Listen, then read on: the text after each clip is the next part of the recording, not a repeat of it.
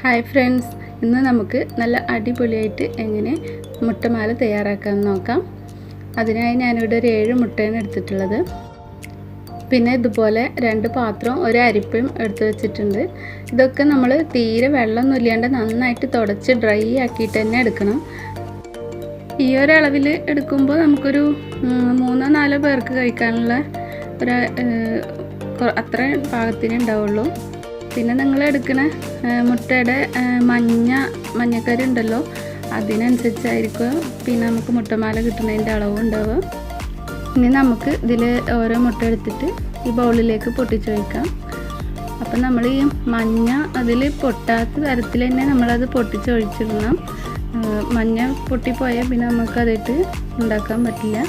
അപ്പോൾ അതുകൊണ്ട് സൂക്ഷിച്ച് തന്നെ അത് പൊട്ടിച്ചൊഴിക്കുക.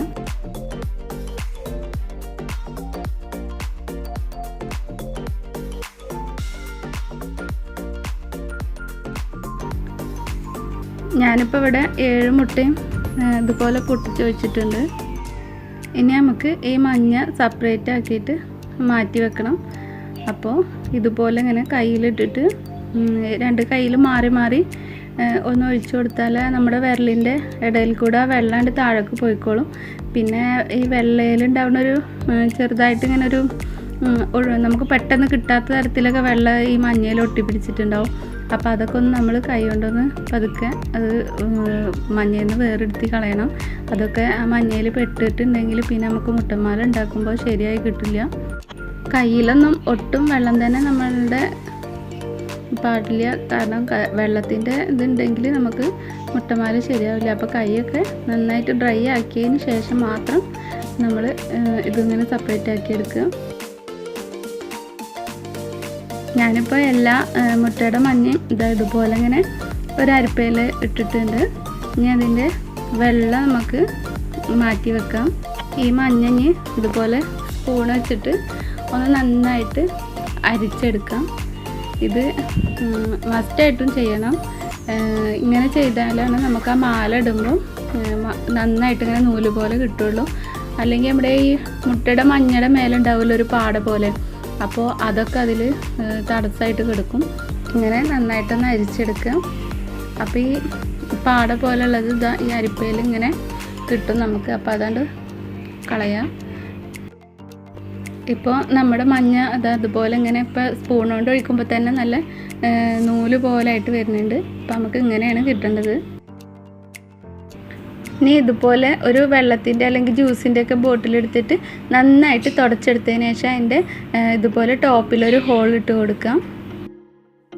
ഞാനിപ്പോൾ മുട്ടയുടെ മഞ്ഞ ഇതുപോലെ ബോട്ടിലേക്ക് മാറ്റിയിട്ടുണ്ട്. ഇനി ഇതുപോലെ ഒരു പാൻ എടുത്ത് സ്റ്റൗവിൽ വെക്കുക. എന്നിട്ട് അതിലേക്ക് ഞാനിവിടെ ഒരു ഗ്ലാസ് ഫുള്ളായിട്ട് എടുത്തിട്ടില്ല, ഒരു 3/4 കൂടുതൽ പഞ്ചസാര എടുത്തിട്ടുണ്ട്. ഇനി അതിലേക്ക് ഒരു 1/4 ഗ്ലാസ് വെള്ളമാണ് ആവശ്യം. അപ്പോൾ നമുക്കൊരു 1/4 ഗ്ലാസ് വെള്ളം ഒഴിച്ചിട്ട് നന്നായിട്ട് തിളപ്പിച്ചെടുക്കാം.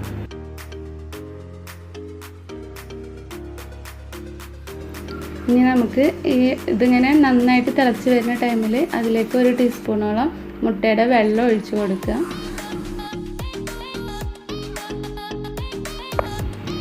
ഇനി ഇത് നന്നായിട്ടൊന്ന് ഫ്ലെയിം കൂട്ടി വെച്ച് കൊടുക്കുക. ആ ടൈമിൽ ഇതിൽ നിന്ന് ഇങ്ങനെ പതമായിട്ട് ഇങ്ങനെ മുകളിലേക്ക് വരും. അപ്പോൾ നമുക്ക് ഒന്ന് ഫ്ലെയിം കുറച്ച് വെച്ച് കൊടുക്കാം. എന്നിട്ട് അത് അതിന് കോരി മാറ്റാം.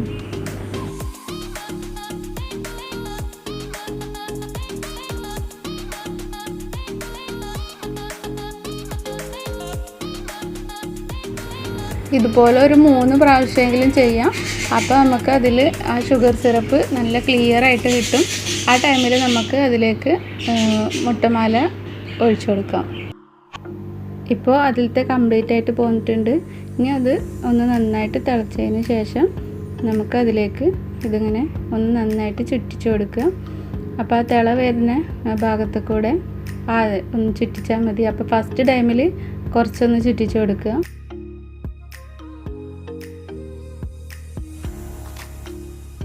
എന്നിട്ട് അതുപോലെ ഒന്ന് നന്നായിട്ട് അങ്ങനെ ഇളക്കി കൊടുക്കുക.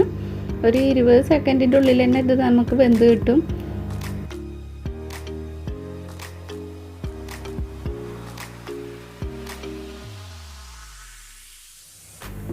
ഇപ്പോൾ ഇത് വെന്തിട്ടുണ്ട്. അപ്പോൾ ഇനി നമ്മളൊരു പാത്രത്തിൽ കുറച്ച് വെള്ളം എടുത്തിട്ട് അതൊന്ന് കൈയിട്ടൊന്ന് തളിച്ച് കൊടുക്കുക. എന്നിട്ടൊന്ന് ചെറിയ ഫ്ലെയിമിലാക്കി വെച്ചതിന് ശേഷം അത് കോരിയെടുക്കാം. ഞാനിപ്പോൾ അത് കോരി മാറ്റുന്നത് ഒരു പ്ലേറ്റിലേക്കാണ്. അപ്പോൾ ആ പ്ലേറ്റ് ഞാനൊന്ന് ചെരിച്ച് വെച്ച് കൊടുത്തിട്ടുണ്ട്. അങ്ങനെ വെച്ചിട്ട് അതിൻ്റെ ഉയർന്ന ഭാഗത്തേക്ക് നമ്മളിത് മാറ്റി കൊടുക്കുക. അപ്പോൾ അതിൽ ഇനി ബാക്കി വരുന്ന ഷുഗർ സിറപ്പ് ഉണ്ടെങ്കിൽ അത് താഴേക്ക് വന്നോളും. എന്നിട്ട് വീണ്ടും അടുത്തത് ഇതുപോലെ തന്നെ ഒന്ന് ഫ്ലെയിം കൂട്ടി വെച്ചിട്ട് തിളച്ച് വരുന്ന ടൈമിൽ ആ തിളച്ച ഭാഗത്തേക്ക് നോക്കിയിട്ട് നമ്മൾ ചുറ്റിച്ച് കൊടുക്കുക. നല്ല എളുപ്പമാണിത് നമുക്ക് ഉണ്ടാക്കിയെടുക്കാൻ. ഇനി ഇത് റെഡിയായി കഴിഞ്ഞാൽ ഈ ഷുഗർ സിറപ്പ് കളയരുത്. അത് നമുക്ക് ആ മുട്ടയുടെ വെള്ളം കൊണ്ട് ഒരു പിഞ്ഞാണത്തപ്പം എന്നൊക്കെ പറയുന്ന പോലെ ഉണ്ടാക്കിയെടുക്കാറുണ്ട്.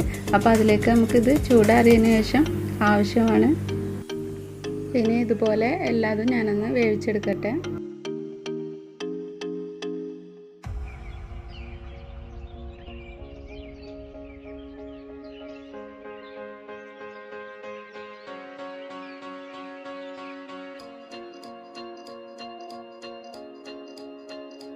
ഇനി മുട്ടയുടെ വെള്ളം കൊണ്ട് നമുക്ക് പിഞ്ഞാണത്തപ്പം റെഡിയാക്കിയെടുക്കാം.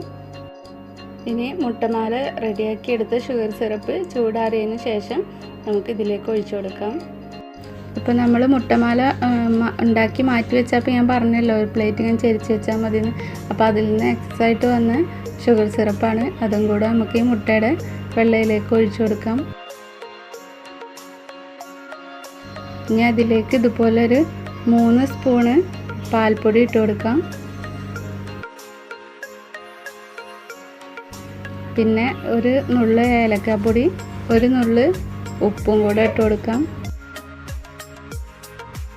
ഇനി ഇത് മിക്സിയിലിട്ട് നന്നായിട്ടൊന്ന് അടിച്ചെടുക്കാം. ഇനി ഞാനിതൊരു സ്റ്റീമറിലേക്ക് ഇതുപോലൊരു ബൗൾ വെച്ചിട്ടുണ്ട്. അപ്പോൾ അതിലേക്ക് ഞാൻ ഇത് ഒഴിച്ചു കൊടുക്കുകയാണ്. നിങ്ങൾ സ്റ്റീലിൻ്റെ പ്ലേറ്റ് എന്തെങ്കിലും ഉണ്ടെങ്കിൽ അതിലൊരു ലേശം എണ്ണയൊക്കെ തേച്ചിട്ട് അതിലേക്ക് ഒഴിച്ചു കൊടുത്താൽ മതി. എന്നിട്ട് അടച്ച് വെച്ചിട്ടൊരു 10-20 മിനിറ്റോളം വേണ്ടി വരും അതൊന്ന് വെന്ത് കിട്ടാൻ. എന്നിട്ട് നന്നായിട്ടത് വേവിച്ചെടുക്കാം. റെഡിയാക്കി വെച്ച മുട്ടമാല നമുക്ക് കൈയിട്ടൊന്ന് കുടഞ്ഞെടുക്കാം. അല്ലെങ്കിൽ അത് ചൂടാറി കഴിഞ്ഞിട്ടുണ്ടെങ്കിൽ ആ ഷുഗർ സിറപ്പിൽ കിടന്നിട്ട് അതൊന്ന് കട്ടായിട്ട് പോകും. അപ്പോൾ അതുകൊണ്ട് നമുക്ക് ഇതൊന്നിങ്ങനെ കുടഞ്ഞ് മാറ്റിയെടുക്കാം.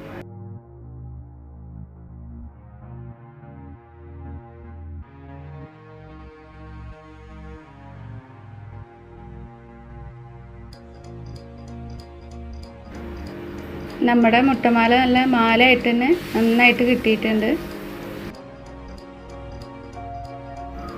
മുട്ടയുടെ വെള്ളം ഇപ്പോൾ ഇവിടെ നന്നായിട്ട് വെന്ത് വന്നിട്ടുണ്ട്. ഒരു 18 മിനിറ്റോളം എടുത്തിട്ടോ. ഇതുപോലെ ഒന്നിങ്ങനെ കുത്തി നോക്കിയാൽ മനസ്സിലാവും അത് വെന്തണോ ഇല്ല എന്നുള്ളത്. ഇനി മുട്ടമാല നമുക്ക് ഒരു പ്ലേറ്റിലേക്ക് സെറ്റ് ചെയ്യാം. അപ്പോൾ അതിനായിട്ട് ഞാൻ മുട്ടയുടെ വെള്ളം ഇതുപോലെ ഇങ്ങനെ കട്ട് ചെയ്തെടുത്തിട്ടുണ്ട്. അപ്പോൾ അത് നമുക്ക് ഓരോ പീസായിട്ട് പ്ലേറ്റിലേക്ക് ഇങ്ങനെ വെച്ച് കൊടുക്കാം.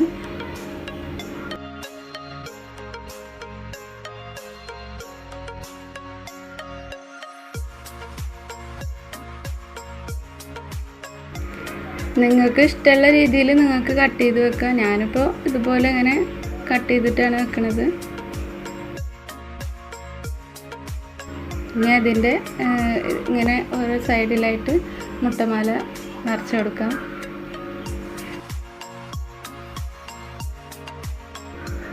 അങ്ങനെ ഇതാ ഞാനിപ്പോൾ ഇവിടെ മുട്ടമാലയൊക്കെ സെറ്റാക്കി റെഡി ആയിട്ടുണ്ട്. അനയാസ് നെസ്റ്റ് നിങ്ങൾ സബ്സ്ക്രൈബ് ചെയ്യാതെയാണ് കാണുന്നതെങ്കിൽ സബ്സ്ക്രൈബ് ബട്ടൺ ഒന്ന് അമർത്തിയതിൻ്റെ തൊട്ടടുത്തുള്ള ബെല്ലൈക്കണിൽ ഓൾ എന്ന ഓപ്ഷൻ കൂടെ ഒന്ന് അമർത്തണേ. പിന്നെ നിങ്ങൾക്ക് വീഡിയോ ഇഷ്ടമാണെങ്കിൽ ലൈക്ക് ചെയ്യുക, ഷെയർ ചെയ്യുക, കമൻറ്റ് ചെയ്യുക.